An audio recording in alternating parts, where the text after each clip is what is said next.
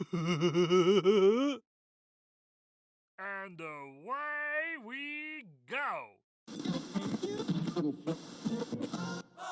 4, 3, 2, 1. And now, the moment you've all been waiting for, the one, the only, the Bradley Hall. Oh my gosh. Thank you. Yes. Thank you. Thank you so much. Thank you so much. I want to welcome you to today's edition of the Bradley Hall Show. And I am your host, the Bradley Hall. I am proud to announce that today's episode, as well as every episode this month during NPE Awareness Month, is brought to you in partnership between the Bradley Hall Show and the NPE Friends Fellowship. You can find out more information at npefellowship.org. Hi, welcome back to another episode of the Bradley Hall Show. I am your host, the Bradley Hall. Today, my guest is a fellow NPE. Her name is Teresa Glantz. Teresa has agreed to join us today to share her story. Today, we're not only going to discuss her NPE status, but some of her childhood trauma and what led her to ultimately seek out becoming a trauma recovery coach. So please join me in welcoming Teresa. I'm curious, have you experienced, I think I talked about this in our group. When I came here, I expected to learn some things and sharpen some skills, and I didn't expect it to blow the doors off like it did. Mm-mm. I knew I still had things to work through, but I thought I had taken care of most of it. No, I agree. Ripped some Band-Aids off. I was like, wow. Yeah, it's been, I think the coaching class itself has been so eye-opening for me. And at the same time, it's equally as heartbreaking when I realize all the trauma I went through and what I managed to do with it. I managed to suppress it. I managed to act like it wasn't a big deal and minimize it. And so I think though it's been so helpful and I would do it all over, it sometimes is really triggering for me. Yeah. So, yeah. But I found it to be the same. But I welcome it because me too. We have such an innate ability to tell ourselves that things are okay even when they're not. I mean, we can really gloss things over. And it's amazing, for as aware as I intentionally work to be, I still keep finding myself doing it. And I'm kind of at the point in my life where because I've done so much work, Mm-hmm. that I'm starting to question where the start point is going to lie. Where, how much more do I need to keep doing? And I'm worried it's a slippery slope, right? Yep. I don't want to talk myself out of doing work I need to do, but so I don't think I'm close, but I'm starting to try to figure out, okay, I think I've done enough to be happy. I may not get to the top, wherever that is. Right. But does that make sense? It totally makes sense, because I was just talking to my husband yesterday and said, I really do believe that knowledge is power, right? I think the more I understand and the more I know, the more helpful it is. But at the same time, I'm becoming increasingly aware of how much my past trauma is affecting just my day-to-day life. And Yeah. So it's almost like I'm trying to come to this realization of, okay, when do I know enough? When does knowing actually become harmful for me? And I don't know that it does. It's just like, I just have to keep doing my work. And I know when I'm at my max, right? I know I have like this trauma capacity, and I go, okay, I need to back off a little bit and, go on a boat ride or go do something that brings me peace and, try to get to a better place. I still feel like it's so important, but I just don't know how to reconcile all of it with who I am today. I'm still working through that piece of it. Yeah, and I think that is a very important point. And we actually we talked about that in one of our small group meetings with the advanced certification. That I Yes. wanted to just keep going, but I see now that there might have been some benefit to take a little break and get out of it for a little bit and let all that sink in and be Yes. able to work through it. I was so glad you said that because um, I'm so, I feel like I'm so new in understanding my trauma, and some of it can be re-traumatizing. And so, but I also am one of these people, I'm just a fighter. I'm just going to keep going. I'm going to just try to figure it out. I've always taken pride in the fact that I'm a fighter, but it can certainly be an issue for me. So my thing was like, I'm just going to keep going. I'm going to do the advanced course, but understanding that maybe the advanced course right now, I need a minute, right? I need to breathe and absorb what I've learned and then maybe take it next round, not one right after Yeah, the other. and I highly recommend it. Yeah. I mean, I think I mentioned that too, but Yes. we're certainly on the same page there. And Yes. I can't tell you whether I would or wouldn't do it again. I can't get, because I'm the same. I'm the exact same way. I mean, it just made sense. I wanted to keep going, but I told you, it's, you know, I'm tired. Yeah. I processed a lot in a very short period of time. For sure. Yeah, yeah. I So, agree. cool. Well, I'm glad you're here. Thank you for joining me. Yeah. Thank you again for even giving me the opportunity to share my story. Yeah, well, you're absolutely welcome.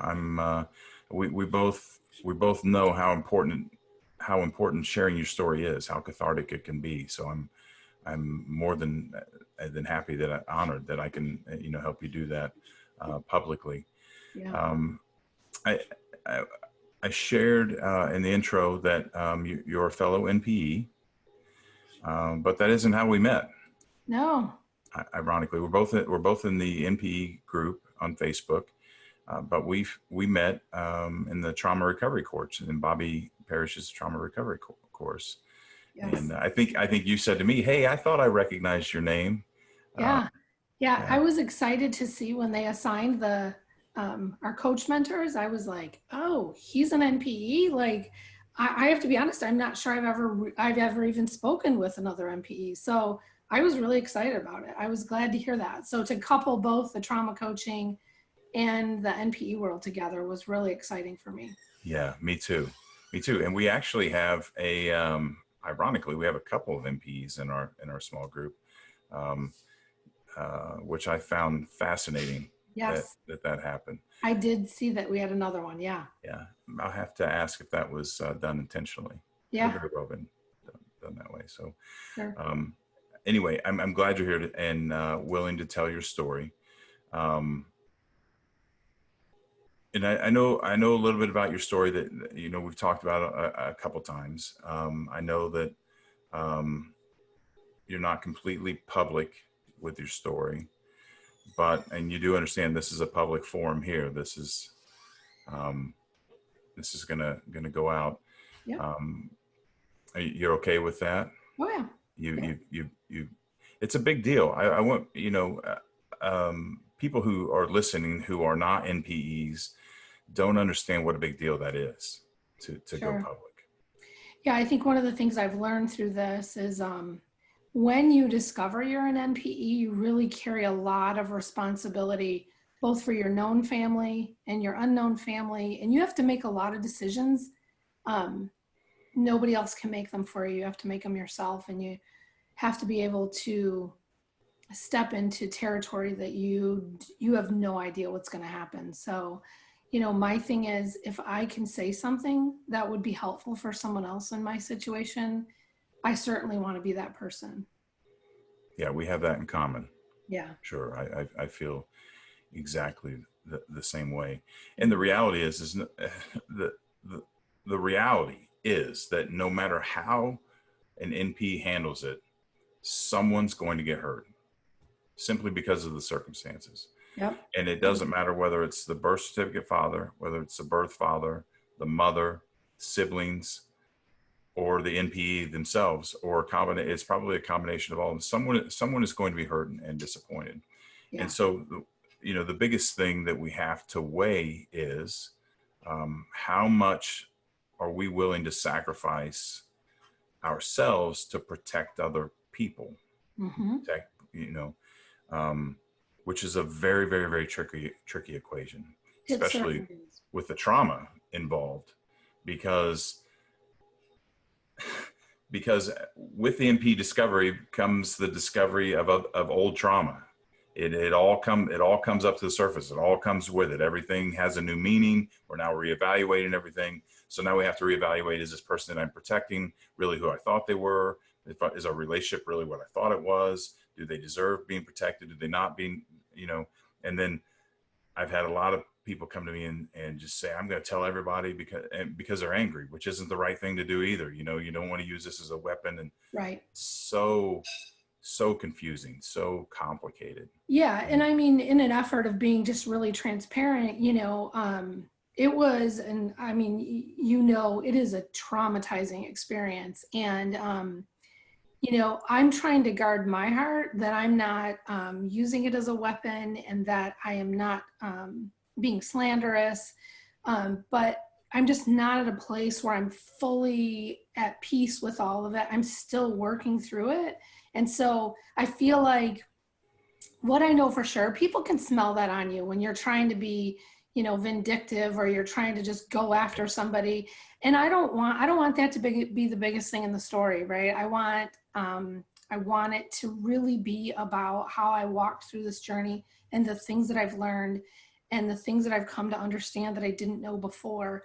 I want that to be bigger than me trying to tell a story so that I win something, right? So yeah, I like that. I admire that about you. I'm the same way.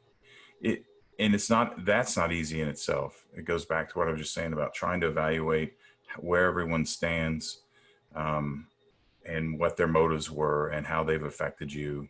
Right. And even trying to take the high road, you don't know which high road to take. You don't know, do you take the top high road? You take the middle high road, or the one in between? And how much do you say? How much do you not say? And I'm trying to put the finishes on my book. And I just had this discussion with my wife yesterday, that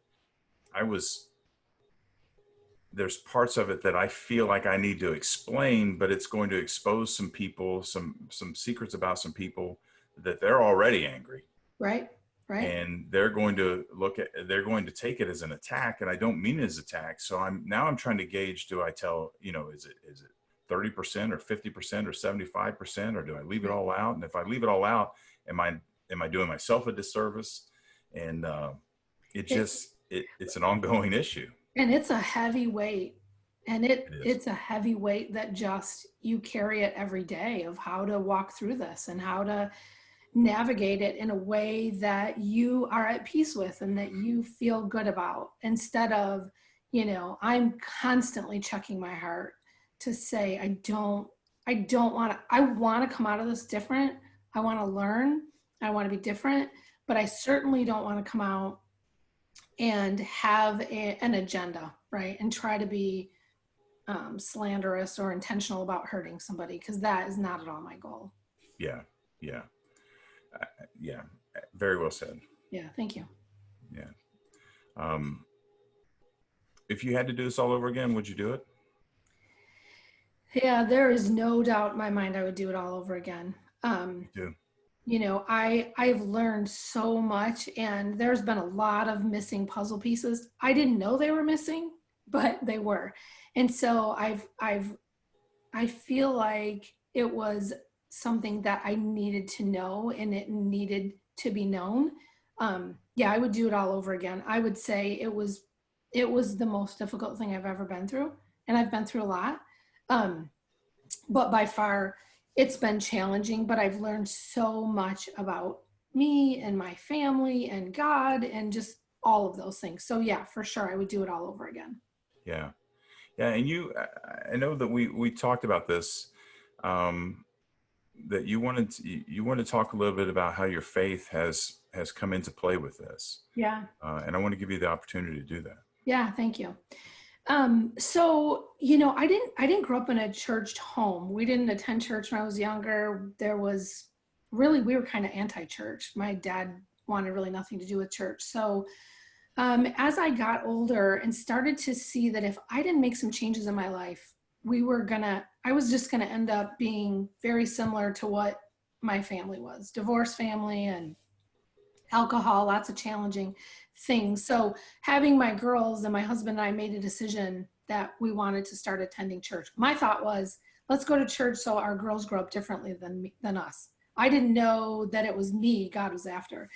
And so I feel like what I'm learning now in the trauma course, I feel like this was the first stage of my healing from my childhood trauma. I remember the concept of that God loves me and that I'm valuable.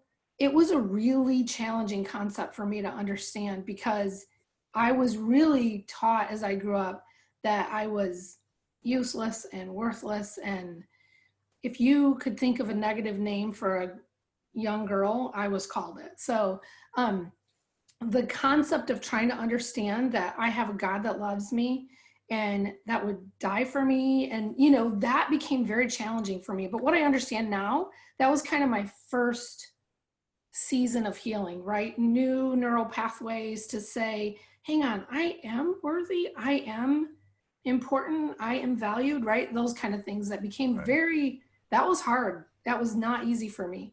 And many times we link God to our earthly father, right? We see him kind of the same. Right. We go, my earthly father treated me this way, then God treats me this way. So that became a big challenge for me as I kind of walked through that piece of it.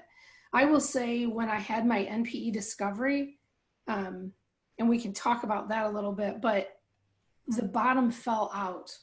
I mean, I lost my bearings of who I was, of where I came from, all this trauma resurfaced. And so needing to anchor to something that I fully believed in and that I believed wasn't going to dupe me was God, right? I believed that. I was like, I got to hang on to something that I can anchor to because everything else, I've just lost my footing. So just some great stories. We don't have to go into all of them. We had a trip to Israel right after my NPE experience. And it was a pretty powerful experience to go to Israel and to be in the tomb that Christ was in and just weeping over where I was, right? I was more focused on where I was at the time. My faith has played a big role in getting me through this. And I'll tell you, I'm certainly not there. I have a lot of work I still need to do, but I'm grateful that I have a truth I can anchor to. And for me, it has been the most helpful thing by far. Yeah, that's awesome. Thank you for sharing that with me and with the listeners, because there's no doubt that there's someone out there that you spoke to. What's funny about me, and I don't want to get on too much on religion. I want to focus on your story, sure. But depending on the conversation you have with me, I've been accused of being heretic, and I've been accused of being, brainwashed by religion. And I'm very fascinated. I've always been fascinated with religion, and I think that this is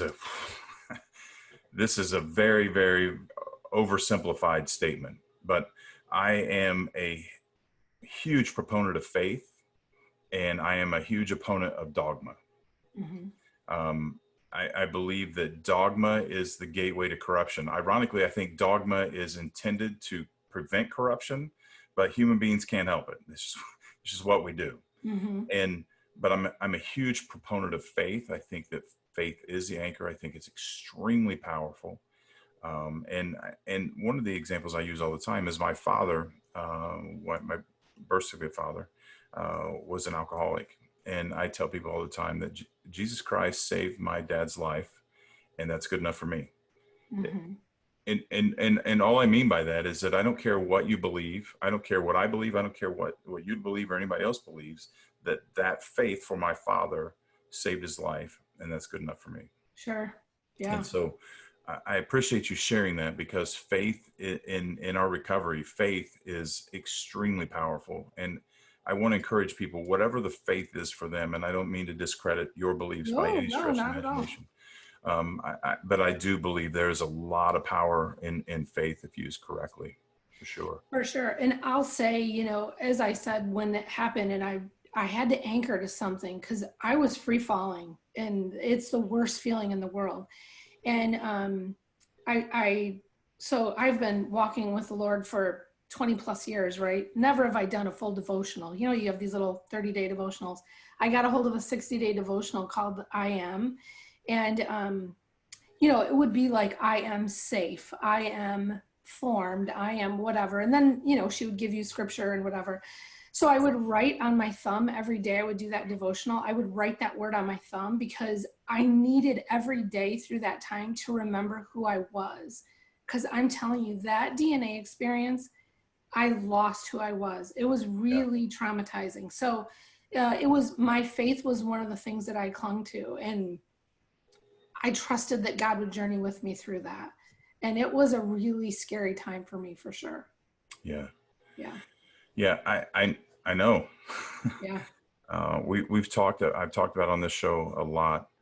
And for people who haven't experienced, your entire identity is completely ripped out from underneath you. Yep. And, you know, what you're able to do is rebuild who you were and essentially, again, way oversimplified, but essentially into who you wanted to be, what you saw yourself as. And a lot of my clients that I use, we use visualization. We write out, I have them write out who they want to be when they die. What do they want people to say about them? What they want that conversation to be like, and then engineer that, reverse engineer that, work backwards, figure out the steps from that, and then just start reprogramming ourselves, which is exactly what you did. Reading your devotionals, using the words, you had the reminders, and it doesn't matter if you're writing on your thumb, if you're using sticky notes, if you're putting reminders in your phone, it doesn't matter. It's programming, it's reprogramming, and you mentioned the neural pathways. It's neuroplasticity. It's just people don't realize that who we are. We've agreed to be who we are. We don't realize it was tacit approval. We didn't understand it was happening, but everything is a child that you were told. When we're younger, we just take it for face. I mean, we take it as it's given. Oh, that's the way it is. As we get older, we begin to question a little bit, but for the most part, everything that we are, we've agreed to be this. Right. So the beauty for the NPEs, and many of us don't see it yet, and it's hard to see, but the beauty is that we get now we've been forced off the comfort seat, and we're looking at the world the way it really is. But now we have the opportunity to rebuild our lives the way we want it. Before, we just accepted this is who we are and this was given to us, and whether that was good or bad, it's just the way it was, and it's not the way it is at all. And you are living proof of that. So I appreciate you sharing that. Yeah. Thank you for that. Everyone. Yeah, you're welcome. So tell me a little bit about your NPE discovery. Yeah. So my daughter bought me a DNA test for Christmas. My husband and I both, right? We were like, this will be fun. Both of my parents grew up in Southern Kentucky. So really, I didn't know a lot about my heritage. Of course, like many of us, I was told that we had a lot of Indian in our family, right? So I was like, that might be fun just to find out what that is. So my daughter bought the two of us a DNA test. Like everybody, I had no idea. So sent it away. This would have been in January of last year, 2019, January 20th to be exact. I got a text from Ancestry that said my results were in. I was actually walking at the mall. I'll never forget it, because when I clicked on it so I could see what it was really quick, and it said I was 43% Italian. And so I was like, 43% Italian? Like, my parents are both from Kentucky. So I kind of just dismissed it and put my phone away. But it took me about 5 minutes to go, something's not right. So I thought, I'm going to go home so I can actually see this on a full screen. So I came home, pulled out my laptop. I didn't mean to interrupt. When you knew something was not right, did you have any idea what was not right? Zero. Zero? So Okay. I will say I am one of the few. I read, of course, I'm in the NPE Facebook group. I read all the time how many people had some kind of indication that their dad was not their dad. What I understand now is the level of trauma I lived in throughout my childhood just didn't give me an opportunity to think, do I really belong in this family, right? I lived in survival mode a lot of my childhood. So I just never had an opportunity to entertain, if maybe there was something off. There was a lot off. So I had no idea. So the first trigger was the Italian. Like, that was way off for me, right? Yeah. And so I got home, my daughter happened to be here. I have 2 adult daughters, and we started to dig through it, and I could see the people on my mom's side of the family, but I couldn't see anybody on my birth certificate side of the family, my birth certificate father's side of the family. And so as we began to research the people that were showing up, they grew up in the same community I grew up in. So now I'm going, there's something really wrong here. Without going into a ton of detail, I made a phone call to my mom, and through some conversations was able to get enough information that it took me 10 days to figure out who my biological father was. Wow. When I'm telling you 10 days, they were like 10 days of me being incredibly obsessed, living in Ancestry. I get it. Looking up obituaries. I mean, it was an obsession. And when I landed on it, when I was able to connect the story with the first cousin, I connected with the first cousin. I was able to see that this person was her uncle. And so it became very clear who my biological father was. Okay. Now, did you know this person? No, never had met him. The really strange thing is that so I have this really sick ability, right, to just walk through those 10 days numb. Like, I was just like a pit bull. I'm going to figure out who this is. I didn't cry. I had some difficult conversations, but I wasn't falling apart. The day that I found him, the next day, I totally fell apart. I mean, it then became real for me. Right. That all of the things I think that as NPEs we experience. So my 2 brothers that I grew up with are really my half brothers. So I don't have any full siblings that I'm biologically related to. I don't either. Yeah. I have a biological father who's dead, who I'll never know.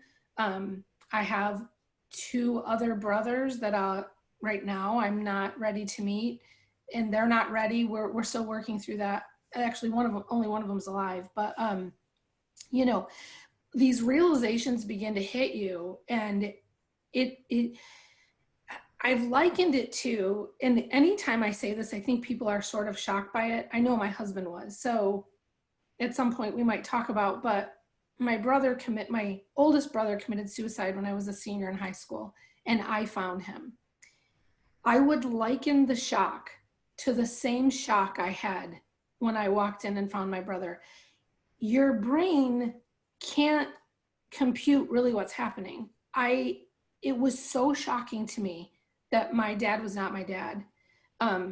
When I told my husband it was the same level of trauma, he was just like, are you kidding me? Like, it's that traumatic. Like, he was shocked that it's that same level of trauma, but it was. And so, I recently heard Danny Shapiro has a podcast, and on her podcast, she was interviewing, his name is it Dr. Bessel van der Kolk? He's the guy who wrote The Body Keeps the Score. Yeah. And they were doing a Q&A. People were asking questions, and somebody asked the question, and I was like with bated breath listening for his answer. The question was, with early childhood trauma, can dissociation lead to the repression of all of the bad, only to shockingly resurface 50 years later when re-traumatized, and the memories then resurface? So essentially what they're saying, is it possible that we repress all of these traumatic events in our life, and then when we have a major re-traumatizing event, they resurface? And he said, this is really a classic situation. I mean, he basically said, absolutely 100%, that happens a lot. So for me, it put narrative to what happened to me, is that I had managed to build a narrative around my past trauma, right? I built a narrative that I could live with and that I could tell the story. Which we all do. Yes. It's human nature. It's how the brain works. There's nothing wrong with that. I know I didn't know that though. So it's crazy that. And I just want the listeners to know. I mean, it's not like Teresa was crazy, so Teresa made this story. That's the way the brain works. We have to rationalize our world, or we couldn't function in. Right. And so I didn't know that I had done that, but I had built a narrative around things in my life because they needed to make sense to me. And so when this happened, when I found out my dad was not my dad was the primary source of all of my trauma, not the only source, but the primary source. So to find out, my birth certificate father, yes. So in a sense, I kind of gave him a pass, right? I was like, I mean, what am I going to do? He was my dad. That was kind of the narrative I built. He was my dad. What was I going to do? To find out that he wasn't my father, I then had to go back through all of my trauma and reframe it, right? I looked at it with new glasses on. I saw it through new lenses, and it was re-traumatizing for me to look at all of it again. Yeah. And you and I haven't discussed this. Yes. But I have a pretty good idea, a little bit about what you've gone through. So I want to kind of highlight this a little bit. Yes. I would imagine there was the struggle between what a jerk because he did these things to me and I wasn't his daughter. And did he know that I wasn't his daughter, and was he living with that, and was he angry because of it?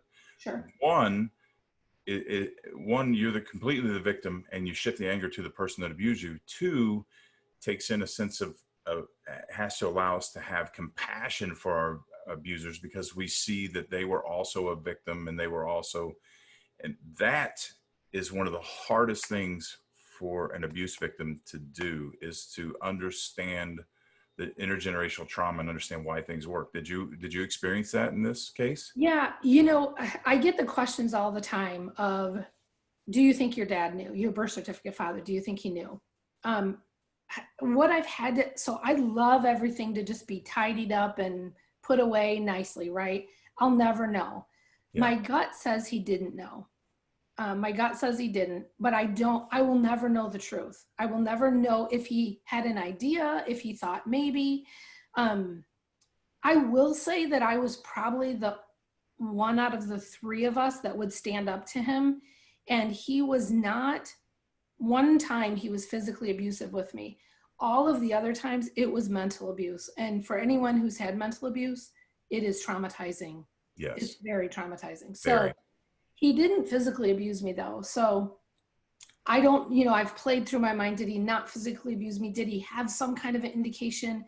There was a little bit of him that stayed annoyed with the fact that I would stand up to him, even though I will tell you, there were times I genuinely feared for my life. I genuinely feared I'm sorry you had to deal with that. It was awful. I mean, I saw him beat my stepmom and it would look like a murder scene. I mean, it was awful. And I would fear that he would come after me. So I'll never know if he knew.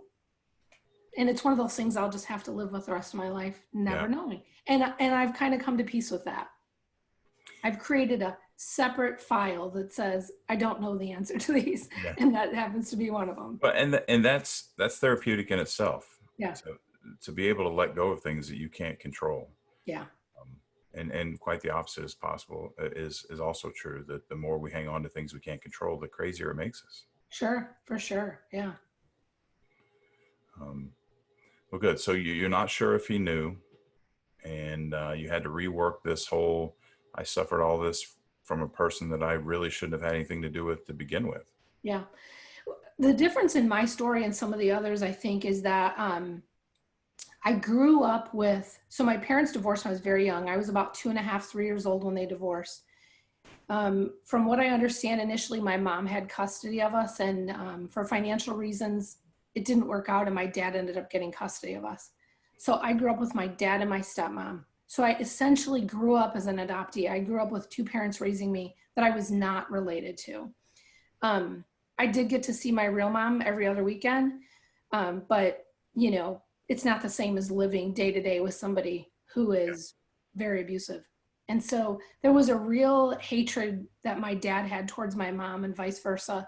So we lived in the midst of that. The three of us lived in the midst of the battle between the parents. And so some of the trauma came in there.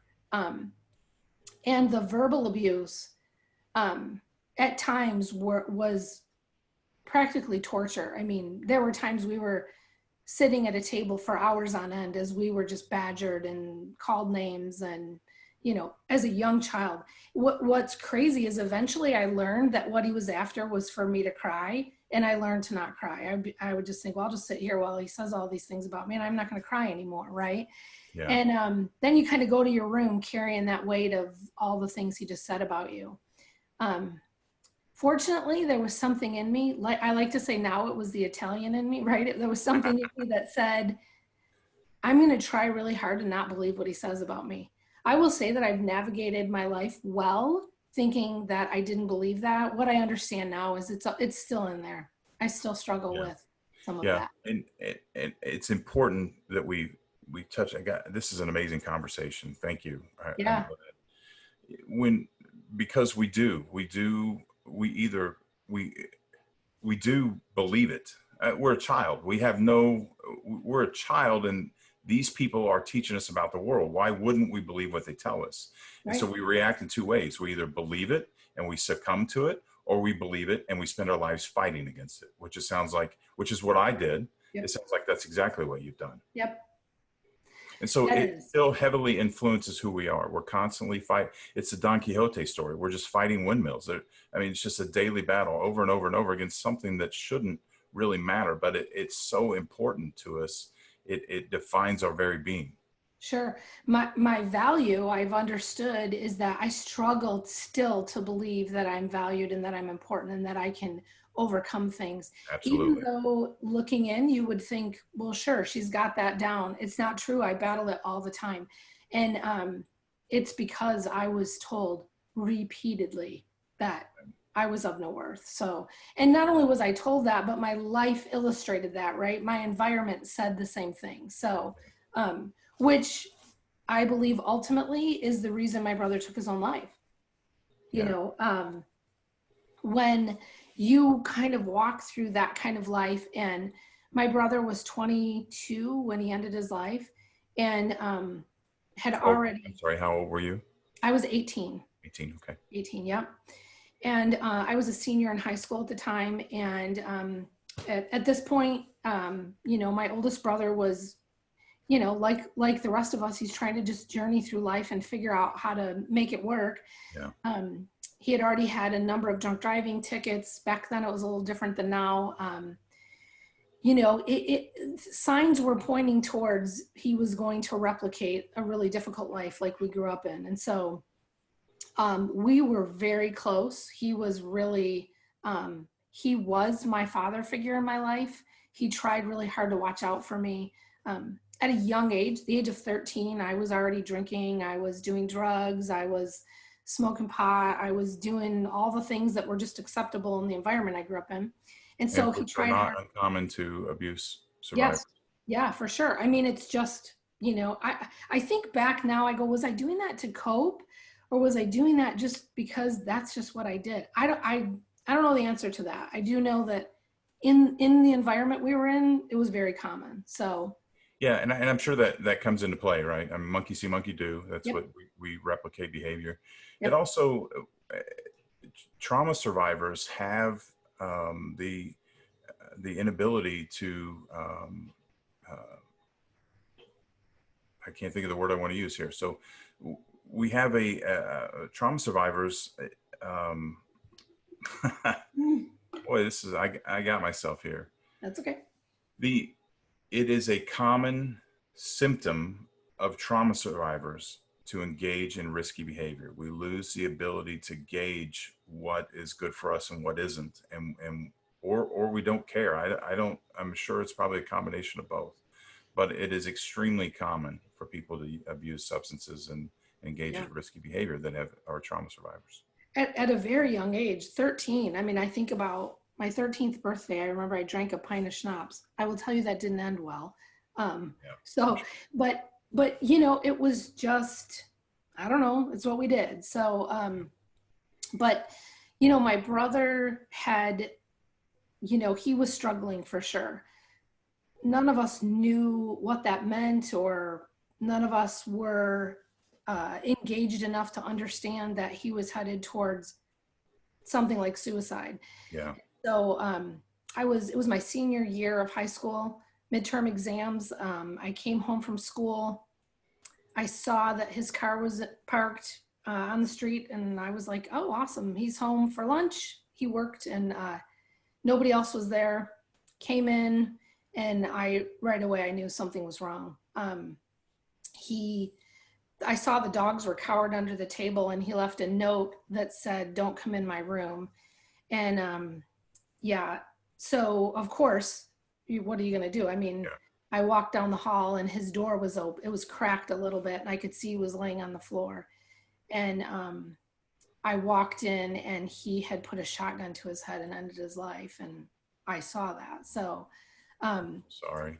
Yeah, thank you. You know, I've journeyed back through that time so many times. And when I tell you that what your brain does in that moment is I've dug back through that moment so many times. I was instantly gripped in fear, and I didn't know what to do. So I ran out of the house, and I went to my neighbors and asked her to call the police.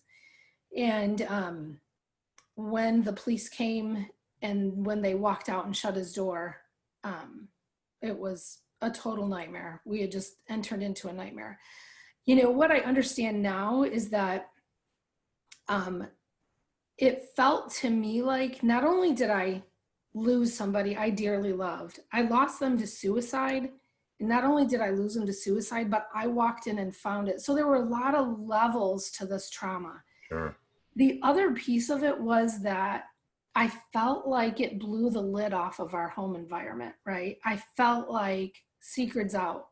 People know now that our family, is just so dysfunctional and we all walked around saying, why did he kill himself? Why? Like, why? I mean, and I'll tell you, I dug through every book he had, every drawer in his room. I mean, we looked for an answer.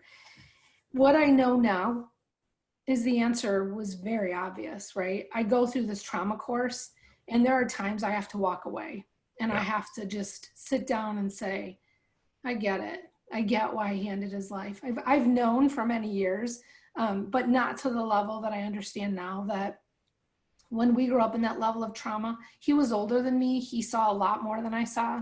And so his brain just couldn't do it anymore, right? He just couldn't do it. So, but I was then left with that trauma.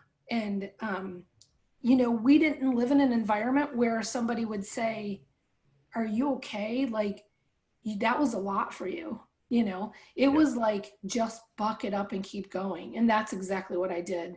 I think I took 4 days off school and went back to school and just tried to graduate, you know, because what else are you going to do? And what, the other thing about trauma survivors is what is appropriate? 1 day, 4 day, 14 days, you know, 4 months, there's nothing to gauge it against. We don't, and I know with my NPE discovery and some of my other trauma, I didn't know what I was supposed to do. I didn't know how, because there's no playbook. There's no how to do anything. And I can't imagine going back to school after 4 days, but I know, I understand what you're saying. You had nothing to gauge it against and what you were supposed to do.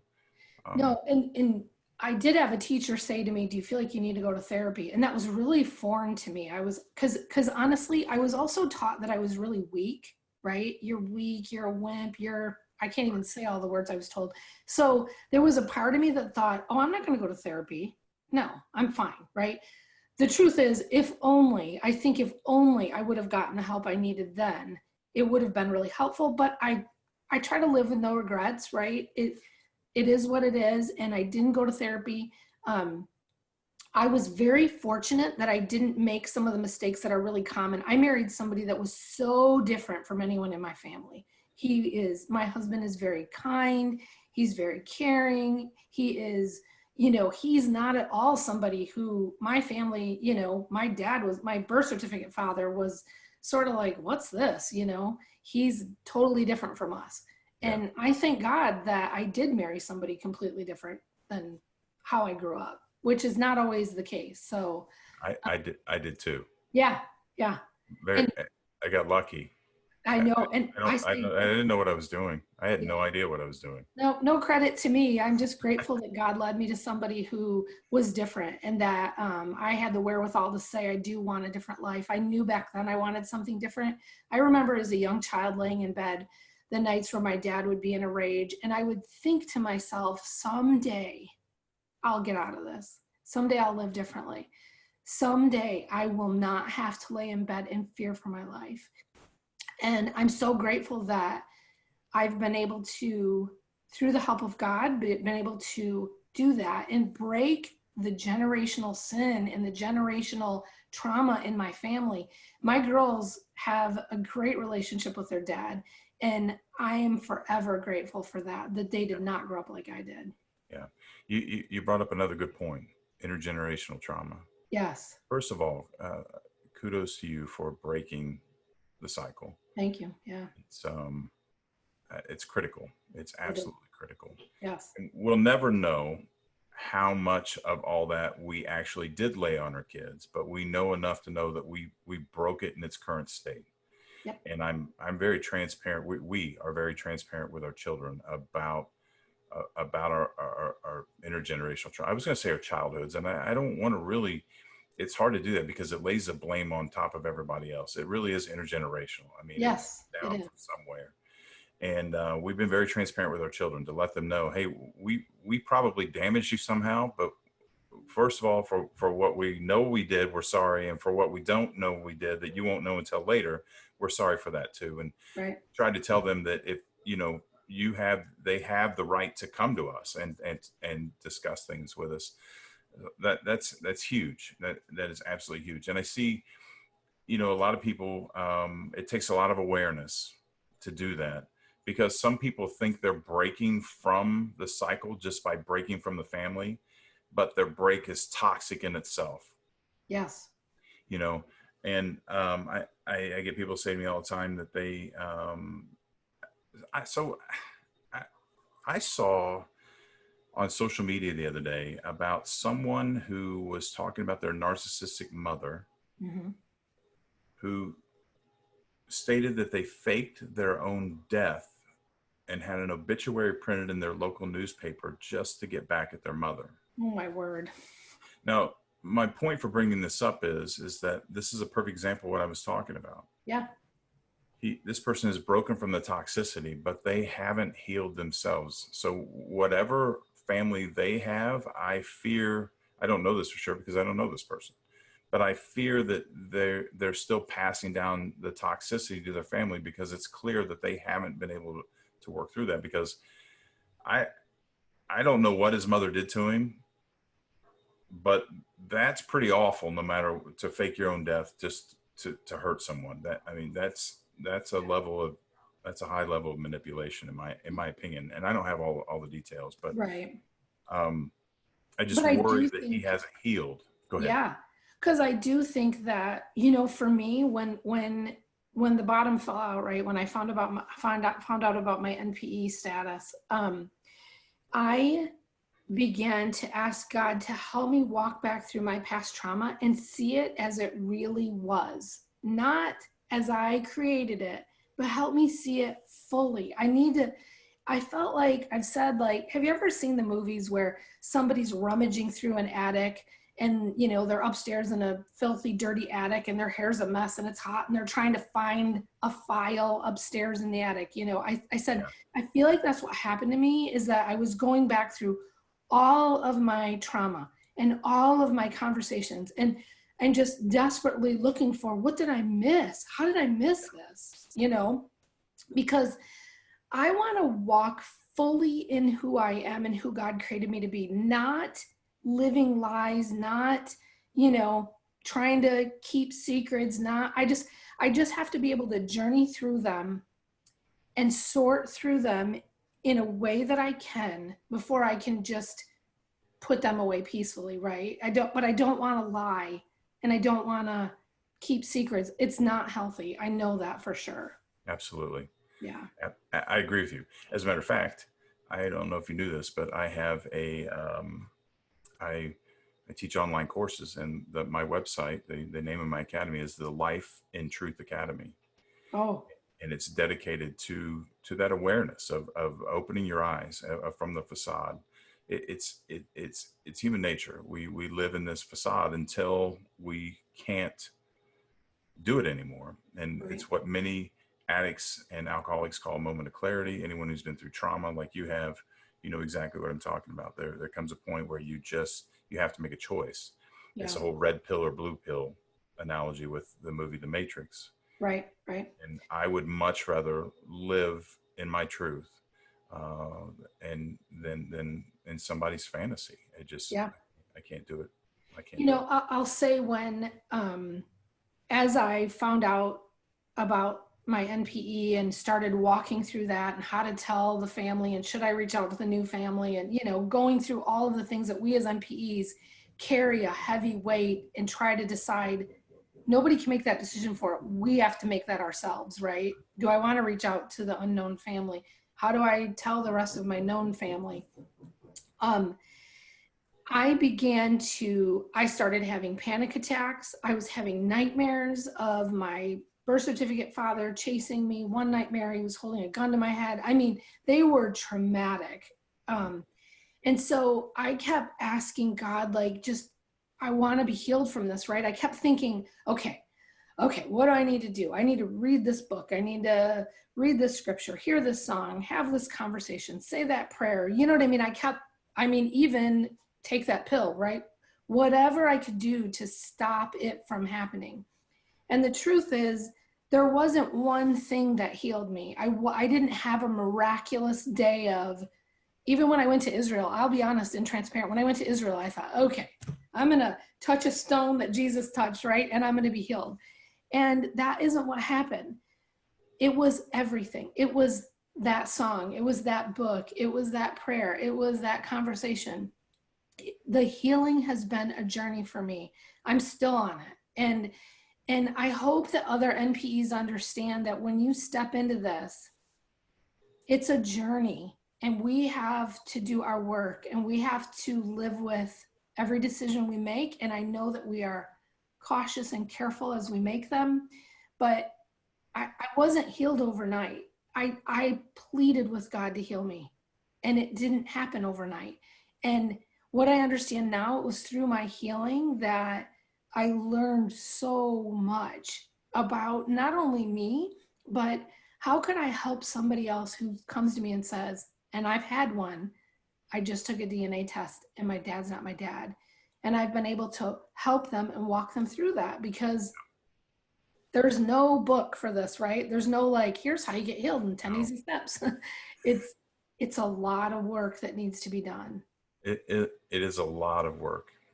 And the cliche, it's a journey, not a destination. It's a cliche, and it's overdone, but it's absolutely true.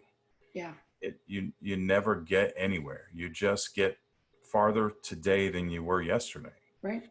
For the most part. I mean, some days you go backwards, you know, and which is another aspect of it. You have to mentally accept that. You have to be okay with it. That if you went forward 3 steps and you went backward 2, you don't jump ahead 4.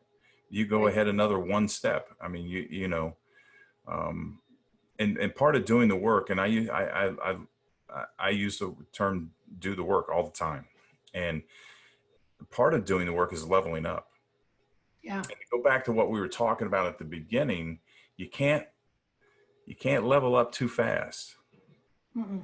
It becomes overwhelming. It becomes too much, like we were talking about in the beginning. You got to take your steps. You got to take it slow, and we should, right? Yeah. I mean, you should do some work, and then, so an analogy, I used to live in Indiana, and we used to visit Florida all the time.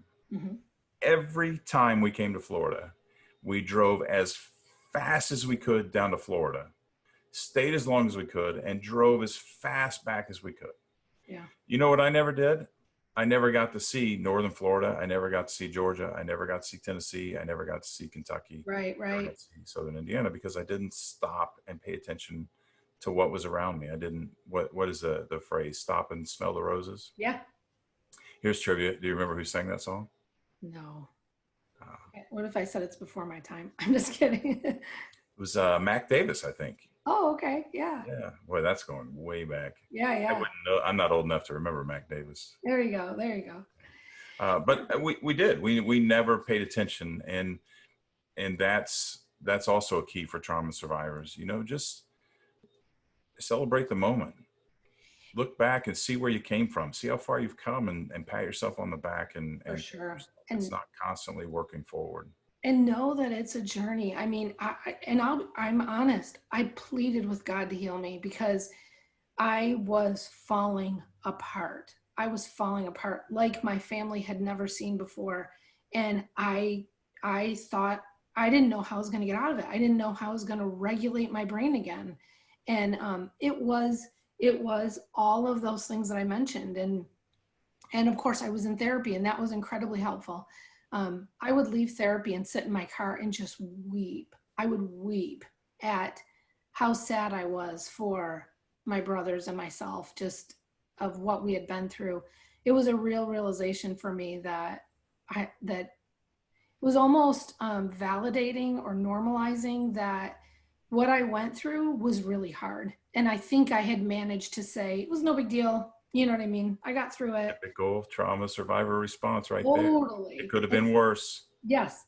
And I mean, I'm like, well, I got out of it alive, didn't I? And, you know, I would use all those phrases. And, you know, I remember she shared with me. There's truth to it. There's absolute truth to it. But it prevents us from really, really stopping and think, wow, I've been through a lot. Yes. And she shared with me one time, we were talking about being hurt. And she said, we often treasure our hurts. And I was sort of like, what do you mean? And she said, well, when we've been hurt, we hold them very close to us because we're fearful that if we lay our hurt down in front of somebody and we say, this was one of my hurts, they would just sweep it off the table and say, no big deal. I've been through worse, right? And so instead, we actually treasure them and we hold them really close because we don't want people to do that to our hurts. And I remember thinking, I don't want to treasure my hurts. I want to treasure my family, right? My daughters. I want to treasure my grandson. I want to treasure good moments, not my hurts. And trusting that I can lay them down in front of God and he's not going to go, no big deal. You've been through nothing, right? Yeah. So there were moments like that in therapy that I would just get in my car and just weep in the realization that whatever, I treasure my hurts, right? I don't want to do that. So working through how to deal with my hurts. So the key is, and you've discovered this, is to resist, which is way oversimplified again, resist the external acceptance of our pain. We don't need that. The trick is it's internal, right? Right. It's ourselves. It's God. It's Jesus Christ, the spirit that dwells within us. There's so many different ways I could describe this to different people, what they believe. The point is that it's not outside of us. It's not people walking the earth. That it's an inside job. We have to.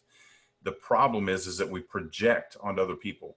So because we don't accept ourselves, we project that onto other people, they're not going to, and then when they don't, they're like, well, see what I mean? I'm worthless because they think I'm worthless or whatever.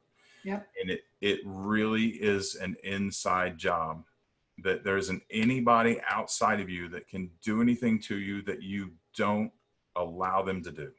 Right. That is a hard realization. It is a very hard realization to understand that healthy boundaries sound so easy. They're actually really hard. And one thing I've discovered is I get to choose. I get to choose who's in my life. Yep. I get to choose how I have a relationship with you. And if I have a relationship with you, it doesn't matter. I get to choose whether it's okay to have a relationship with you or not. Exactly. Whether you care or not, I get to make the choice whether that's okay. Right. But I had to learn, I actually get to choose, not just because of your title, not just because you're X in my life, but because I get to choose. And if I choose no, then no. And I get to choose that. So boundaries have been a big challenge for me. And I learn, I fail. Sometimes I don't do well with my boundaries, but the truth is I walk away going, okay, that one, I hope I learned, right? That I have to be careful. So yeah, there are two challenges with it. One is enforcing them. Exactly. People automatically assume that that's what you're talking about. Yeah. And the second one is knowing where that boundary should be. That's the really hard part. It's really hard. Yes. And once you figure out how to enforce them, that becomes not that difficult, but always trying to reevaluate and figure out where that boundary lies is a challenge. Yeah. It's hard. Boundaries are hard. They're very hard, but so necessary. One thing I understand is that I want my tribe, right? My daughters, my son-in-laws, my grandson, my husband, they get a healthy me when I'm managing and I'm choosing wisely who's in my life and I'm managing boundaries in my life. My tribe gets a better me. And when you get a better them too, because they're watching you. Exactly. They're watching that I can go through trauma and I can keep going and I can make it. It's not easy, but I learned that my choices impact my family. And when I don't hold good boundaries and I'm not in a healthy place, my tribe doesn't get a good experience with me. And I want my family to know that God is good and he will walk with us and we can go through really hard times and be okay. It doesn't mean we come out of them like, oh, that was great. Found out my dad was my dad. No big deal. It's hard, but we can get through it. It takes a lot of work. It's a long journey, but we can get through it. Yeah. Yeah. Very well said. Thank you. I'm going to tell you, again, I'm grateful that you joined me today. Yeah. I think, I don't mean to put you on the spot, but I think you're amazing. That's why I asked you to come on today. Thank you. Everything that you've been through, your outlook, where you're at, it's remarkable. And I think you're an inspiration, and I wanted to put you out here so people could be inspired by your story. So thank you for sharing that with us. Yeah. I mean, that's the reason I wanted to do it. You know, it's not a fun story to tell. No. I wish I didn't. But it does get better the more we tell it. Sure. Yeah. And I wanted, I always think if one person can look at you and say, oh, wow, if you got through that, maybe I can get through mine. Right. To be an inspiration, it's invaluable for sure. Yeah. Yeah, for sure. So you are working on your certification to also be a trauma recovery coach. So if anyone is inspired and wants to connect with you early, you will be coaching soon, I presume? Yep. I think we'll be doing our exam in August. So gearing up for that. I'm very excited about that. I have no idea how that's going to unfold, and that's okay. I'm just walking through it and learning as I go. So I'm really excited about it, though. Yeah. Yeah. Well, I think you found the right place. I think this is definitely right up your alley. So I'm looking forward to it. So, okay. Any last words? Anything you want to say? No, again, I'm grateful for an opportunity to share, and I hope it's helpful for somebody, for sure. I'm sure it will be. I'm sure it will be. So thank you. Okay. Yeah. Thanks again, Teresa. I appreciate you. and we'll talk to you soon. Yeah, thanks again for having me. I appreciate it. Okay. All right. Take care. All right, talk to you later. All right. Bye-bye. Bye.